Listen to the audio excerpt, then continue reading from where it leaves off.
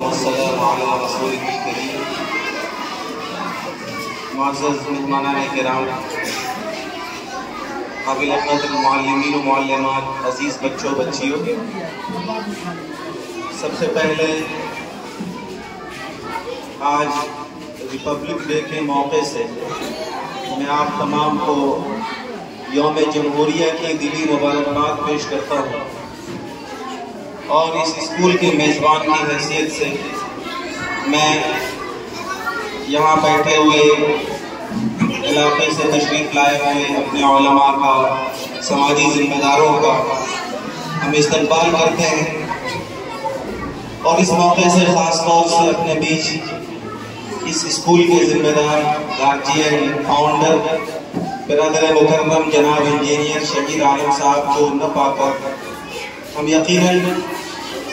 مایوسی کے بھی شکار ہیں۔ اگر وہ آج یہاں ہوتے تو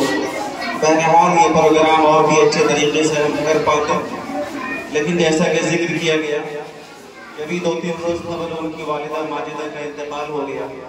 اللہ تعالیٰ ان کی مغفرت فرمائے، ان کی تعزیت کے لیے وہ اپنے آبائی مقام پر موجود تھے۔ یوم جمہوریہ کے تعلق سے اب کچھ لمبی گفتگو کرنے کا نہ موقع ہے نہ محل ہے۔ اس پروگرام کو 12 بجے ختم ہو جانا تھا، اور اب 12 بجے سے زیادہ ہو چکا ہے، 12:22 ہو چکا ہے، لیکن یہاں پر کچھ گارجین حضرات بیٹھے ہیں، اس لیے میں قرآن مجید کی ایک مختصر تشریح کے ساتھ، ایک واقعے کے ساتھ موجودہ جمہوریت میں جو ہماری ذمہ داری ہے اور اس وقت جو ہماری رسپانسبلٹی ہے، اس کو بڑی اہمیت کے ساتھ اپنے بچوں اور بچیوں سے بھی، یہاں کی معلمین اور معلمات سے بھی عرض کرنا ضروری سمجھتا ہوں۔ ہمارا ملک جمہوری ہے، یہاں کا آئین جمہوری ہے، اور ایک جمہوری ملک میں رہنے والے تمام سٹیزن کو اور تمام شہریوں کو اپنے مذہب پر عمل کرنے کی پوری آزادی حاصل ہوتی ہے۔ بلکہ مجھے وہ بات یاد آتی ہے جو ام المدارس دارالعلوم دیوبند میں یوم جمہوریہ کے موقع سے ایک پروگرام میں استاد حدیث حضرت مولانا سلمان بجنوری دامت برکاتہ نے فرمایا تھا کہ ہمارے ملک کے قانون اور آئین پر اعتماد کی بنیاد پر میں یہ بات کہہ سکتا ہوں کہ اس ہندوستان کے آئین نے جو حقوق یہاں کے پرائم منسٹر کو، یہاں کے صدر جمہوریہ کو دیا ہے، وہی ہم آج اسٹیج پر بیٹھ کر اگر میں بات کر رہا ہوں اور آپ یہاں سن رہے ہیں تو ہم سب کو ظاہر سی بات ہے کہ ہندوستان کا آئین سب کو ایکول حق دیتا ہے کہ سب اپنے مذہب پر، اپنے دستور پر،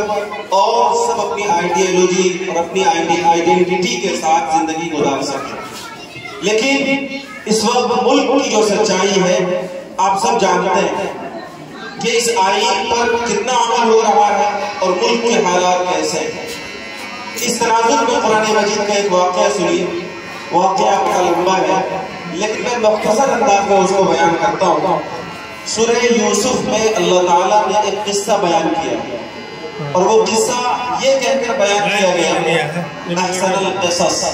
کہ یہ انسانیت کی تاریخ کا سب سے بہترین قصہ ہے۔ کیا تھا وہ قصہ؟ لمبا واقعہ قرآن نے بیان کیا، پورا سورہ یوسف اس واقعے سے تقریباً پونا پارہ کی یہ صورت ہے، اور اس پونے پارے کی صورت میں اس کی تفصیل اور تشریح موجود ہے۔ اللہ تعالیٰ کا ایک عظیم پیغمبر، ایک عظیم خاندان کا ایک عظیم فرد اپنوں کے ظلم و ستم کی بنیاد پر ہر طرح کی پاکدامنی کے باوجود جیل میں ڈال دیا گیا۔ 9 سال تک وہ جیل میں رہے۔ 9 سال جیل میں رہنے کے بعد ایک خواب کی تعبیر کے حوالے سے انہیں جیل سے رہا کیا گیا۔ میں تفصیلات چھوڑتا ہوں، اہل علم جانتے ہیں۔ 9 سال کے بعد جب وہ جیل سے باہر آئے تو ملک میں ایک عجیب بحران ہونے والا تھا، ایک بڑا اکنومیکلی اور معاشی اعتبار سے اس ملک کو ایک بڑی مصیبت کا سامنا تھا، اور اس مصیبت کے بارے میں بھی بتایا اسی عظیم فرد نے جس کو 9 سال تک وہاں کے سپر پاور بادشاہ نے جیل میں ڈال دیا تھا،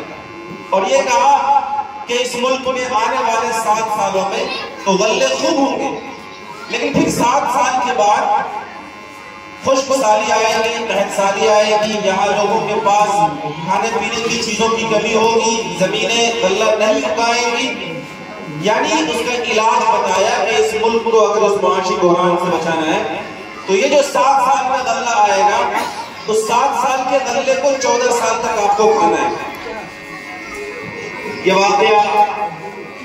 وہاں کے حکمراں کو بتایا گیا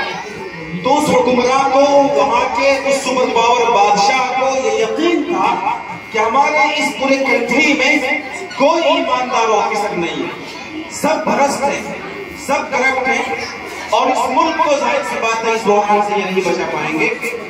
لیکن اس بادشاہ کو اس فرد پر اتنا یقین اور اطمینان تھا کہ انہوں نے کہا کہ اے یوسف،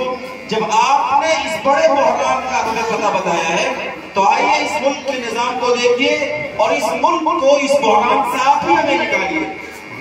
میں قرآن کریم کے اس واقعے پر یقین اور 100% یقین کی بنیاد پر یہ بات کہہ سکتا ہوں کہ ہمارے بزرگوں نے ہر مذہب کی تفریق سے اوپر اٹھ کر جب اس ملک کو آزاد کرایا، انہوں نے اپنے آنکھوں میں جو خواب سجایا تھا، ظاہر سی بات ہے ملک کی جو موجودہ صورتحال ہے وہ بہت تکلیف دہ ہے۔ ان نازک صورتحال میں جس طرح اس وقت کے حکمران نے حضرت یوسف سے کہا تھا کہ اس ملک کو اس بحران سے نکالیے، ٹھیک اسی طریقے سے میرے عزیز بچوں اس وقت کے حالات میں ہم لوگ ہیں جو صحیح تعلیم کے ذریعے سے اس ملک کو بحران سے نکال سکتے ہیں۔ بس یہی پیغام ہے جمہوریت کا۔ قرآن مجید کے اس واقعے کو یاد رکھیے اور اپنی ذمہ داری محسوس کیجئے، اور اس ملک کے لیے آپ اچھی تعلیم اور اچھی تربیت کی بنیاد پر جو خدمات انجام دے سکتے ہو خدمات انجام دیجئے۔